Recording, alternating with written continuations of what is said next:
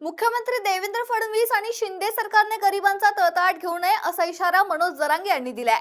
29 तारखेला निर्णायक आंदोलनाची घोषणा करत शिरसाट यांच्या हाताने शिंदे आणि बावनकुळे यांच्या हाताने फडणवीस यांनी जाणून बुजून मराठ्यांवर अन्याय केलाय असा आरोप जरांगे यांनी केलाय।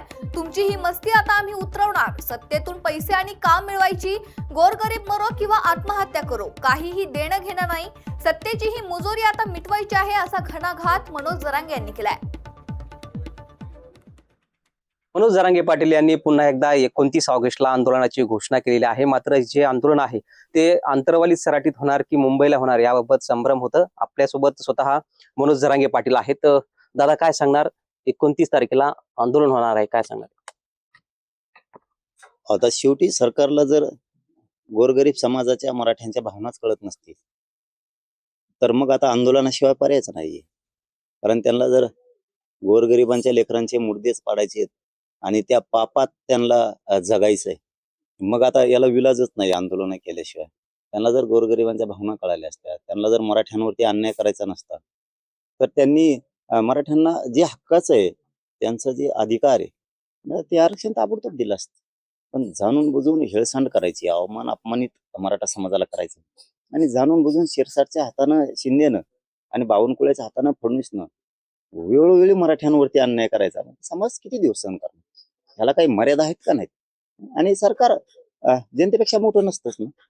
ठीक आहे ना, आता दाखवतो ना आम्ही तुम्हाला जी मस्ती आली ना की आम्ही सरकार म्हणजेच सगळं, या राज्यातल्या जनतेला आम्ही मोजत नाहीत, ही जी तुमची मगरुरी आहे ना ती आता उतरवणार आहेत आम्ही, ती उतरवणार आहेत। 29 ऑगस्टला आंदोलन आंतरवालीत होणार आणि निर्णायक होणार आणि न्याय पण मराठ्यांना घेणार नाही। तर जे व्हायचं असेल ते होऊ दे, तयार राहा म्हणा तुम्ही।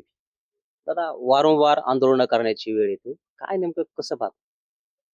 द्वेषानं भरले ते, यांना फक्त सत्ता पाहिजे, सत्तेतून पैसे आणि कामं मिळवायचे बस। लोक मरो जगो, शेतकरी मरो, काय होत, फाश्या घेऊ, आत्महत्या करू, काय देणं घेणं नाही। कुणाच्या कर्जमाफ्या हो नाही हो, कुणाचे पोरं शिकू नाही शिकू, नोकऱ्याला लागू नको लागू, याच्याशी नाही देणं घेणं। त्यांचा फक्त ऐशोआराम त्यांना राहायला पाहिजे, त्यांचं वैभव फक्त त्यांना टिकवायचं। मराठ्यांचं वैभव टिकवायचं नाही, मराठ्यांचे पोरं त्यांना टिकवायचे नाही।